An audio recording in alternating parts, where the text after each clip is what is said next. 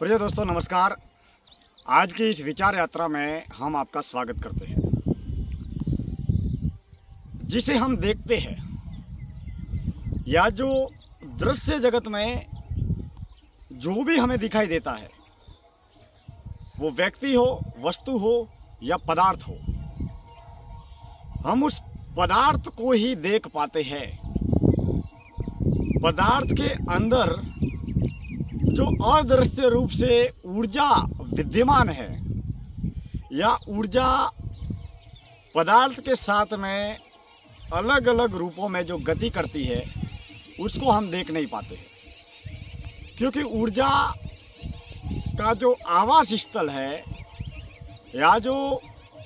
ऊर्जा का घर है वो पदार्थ है। वो भले ही देह हो या किसी भी प्रकार का कोई भी वस्तु हो, कोई भी पदार्थ हो जिसमें ऊर्जा का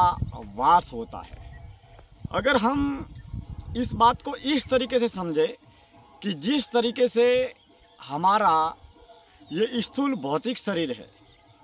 इस स्थूल भौतिक शरीर में अदृश्य रूप से जिस ऊर्जा का प्रवाह लगातार हो रहा है, यानी कि हमने जब से जन्म पाया है या 9 महीने तक हम कोख में रहते हैं, तब से इस स्थूल शरीर में ऊर्जा का प्रवाह विद्यमान हो जाता है। और जैसे ही हम जन्म पाने के बाद में हमारा पदार्थ के रूप में या देह के रूप में जो भी शरीर इस संसार में आता है, उस देह की गति नियमित निरंतर प्रति पल, प्रति क्षण, प्रति श्वास बदल रही है और बढ़ रही है। अब सूक्ष्म शरीर और स्थूल शरीर,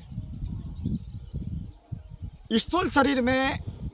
सूक्ष्म शरीर का वास है। सूक्ष्म शरीर यानी कि हमारी चेतना, प्राण ऊर्जा या आत्मा, जो अदृश्य रूप से हमारे पूरे शरीर को संचालित करती है। और जो चेतना शक्ति, जो आत्मा या जो प्राण ऊर्जा या जो सूक्ष्म शरीर जिस तरीके से हमारे इस स्थूल शरीर को संचालित करती है, उसके निर्देशन में, उसके मार्गदर्शन में ही हमारा ये स्थूल शरीर कार्य करता है। यानी कि स्थूल शरीर एक उपकरण है, एक यंत्र है, मात्र एक टूल्स या मशीन है। सारा जो खेल है वो विचारों का है, मन का है और बुद्धि का है। अगर हम जन्म होने के बाद में जैसे ही हमें इस जन्म और जीवन का बोध होता है, संसार का बोध होने लगता है, तब से हम बड़ी ही सजगता के साथ में, होश में रहकर, अगर हमारे स्थूल शरीर में, इस भौतिक शरीर में या देह में जितने भी जो भी परिवर्तन या रूपांतरण घटित हो रहे हैं या देह की जो बढ़ोतरी हो रही है, तो हम सजगता के साथ में अनुभव कर पाएंगे कि हमारा स्थूल शरीर जन्म के समय अलग था, बचपन में अलग है, बुढ़ापे में अलग है, जवानी में अलग है, और इस शरीर में बहने वाली जो अदृश्य रूप से आत्मा, चेतना या ऊर्जा शक्ति है, उसका प्रवाह भी अलग है।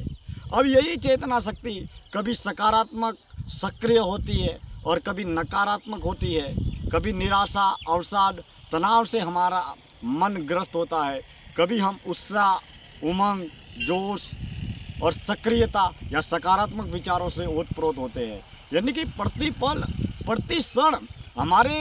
अंदर जो विचार है वो बदलते रहते हैं। अब ये विचार वातावरण की वजह से भी बदलते हैं, हमारी सोच की वजह से भी बदलते हैं। हम हमारे पूर्व जन्मों के जितने भी पूर्व जन्म या इससे पूर्व में जितने हजारों लाखों जन्म हमारी चेतना शक्ति के हुए हैं, इस बार इस जन्म में हमने इस इंसान का चोला पाया है, तो हम इंसान है कि हम सोच सकते हैं, समझ सकते हैं जीवन क्या है, जन्म क्या है, मरण क्या है, मौत क्या है, मोक्ष क्या है, आत्मज्ञान क्या है, गुरु क्या है, भक्ति क्या है, साधना क्या है। ये मानव जन्म पाने के तौर पर हम समझ सकते हैं। लेकिन यही इसी चेतना शक्ति ने, इसी आत्मा ने अगर पशु पक्षी जीव जंतु या जानवर के रूप में अगर हमने ये जीवन पाया होगा पूर्व जन्मों में, या ये जन्म खत्म होने के बाद में अगले जो आने वाले जन्म है उसमें हम उस जीवन को पाएंगे। तो हम केवल पशुवत ही जीवन जीते हैं, हम केवल देह तल पर जीवन जीते हैं। हमारा आकर्षण, हमारा लोभ, हमारा आकर्षण, हमारी आसक्ति, हमारा लगाव या तो देह से होता है या पंच विकारों से होता है, काम, क्रोध, लोभ, मोह, अहंकार, इन पंच विकारों से होता है, या फिर सांसारिक जगत में जितने भी धन, साधन, वस्तु, पदार्थ होते हैं। अब अगर आपका लगाव और आकर्षण अगर या तो देह से है या संसार के जितने भी वस्तु या पदार्थ से है, तो वो आपका क्षणिक सुख है, क्योंकि आपका जो देह है वो कब तक इन सांसारिक वस्तुओं का, पदार्थों का भोग करेगा। यानी कि आपके अंदर स्थूल शरीर में जब तक शक्ति विद्यमान है तब तक आप उस पूरे सांसारिक साधन प्रसाधनों का उपयोग करेंगे, या फिर उम्र की अवस्था के साथ में जब आप बचपन से जवान हो जाएंगे और जवान से जब बूढ़े हो जाएंगे तो एक अवसर ऐसा आएगा जब आपके पास में धन, साधन, वस्तु, पदार्थ, गाड़ी, बंगला, पैसा, प्रॉपर्टी, हजारों लाखों करोड़ों की पैसा, प्रॉपर्टी सब कुछ होगा, लेकिन आपका जो देह है वो उन वस्तुओं और पदार्थों को भोगने के या उनके उपयोग करने के काबिल नहीं रहेगा। तभी आपके अंदर दुख का जन्म होगा, क्योंकि हमारी देह जब तक वस्तुओं या पदार्थों का भोग करती है तब तक हम अपने आप को सुखी और आनंदित महसूस करते हैं। तो या तो जब तक आपका देह भाव में सुख है या आपके सुख का आधार जब तक पदार्थ है तब तक आप किसी न किसी रूप में दुखी रहेंगे, और उसी सुख या आत्म आनंद की अनुभूति जब आत्मा को होने लगती है, जब आप भक्ति के जरिए, साधना के जरिए, सच्ची सेवा के जरिए, लोगों के कल्याण के जरिए आप जब भी सच्ची